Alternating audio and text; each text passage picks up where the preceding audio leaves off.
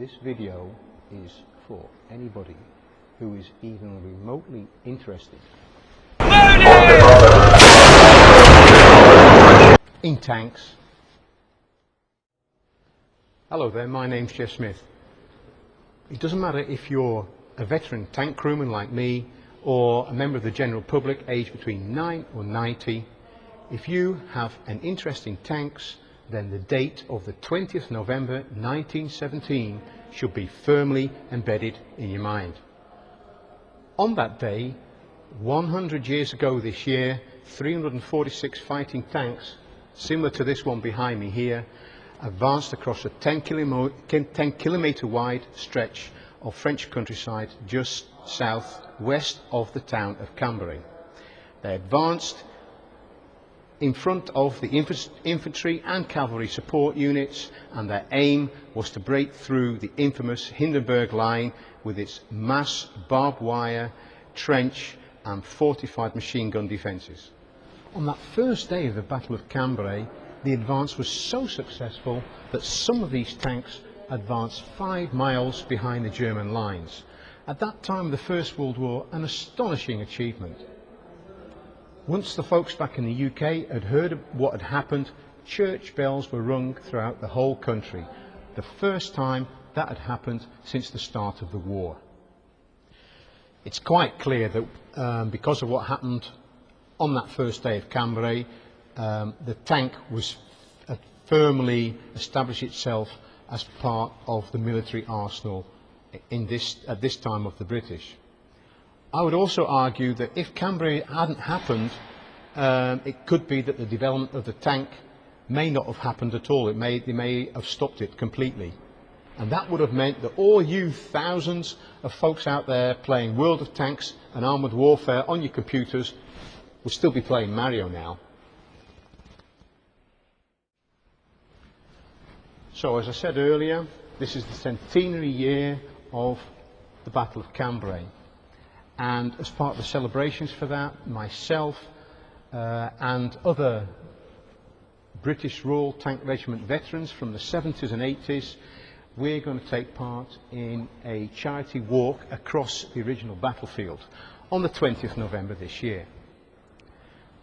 We're hoping to raise money, £1,000 actually, for the veterans charity Second Helpings.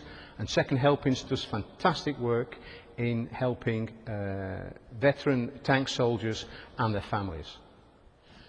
We are also walking to commemorate the men, the brave men, who had the courage, the tenacity and sheer willpower to fight inside one of these metal monsters 100 years ago.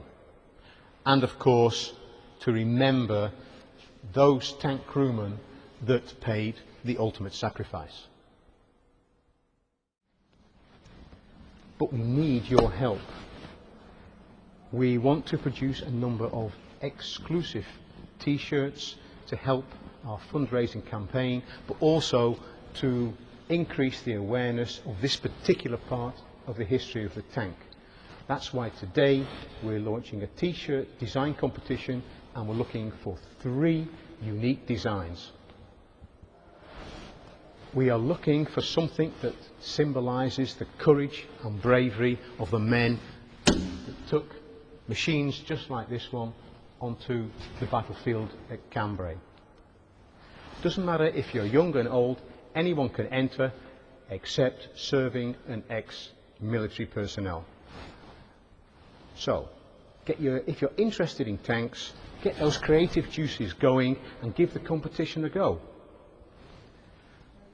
The winning T-shirts will be available for a very limited period from September to December this year, 2017.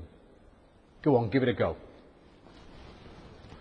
So, Fred here, he was asking me, well, it's all well and good, this T-shirt competition, but what can you win? You always need to win something, right? Well, in no particular order, one of the prizes that we've got is a fantastic print of a Challenger 1 tank signed by the artist David Walker, a brilliant talent and you might want to look at his, look him up, Google him, and see the sort of stuff he makes. Brilliant. Thanks, Dave, for donating that Challenger 1 print.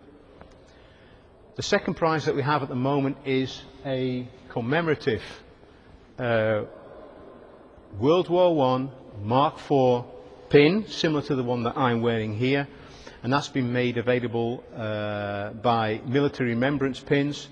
Also a fantastic company if you're interested in remembrance, especially if you're a veteran, a military guy, British military guy, and you want to have a commemorative emblem of your unit, look that guy up. And the third prize that we're making available is entry tickets to this wonderfully and huge military museum here in Brussels in Belgium.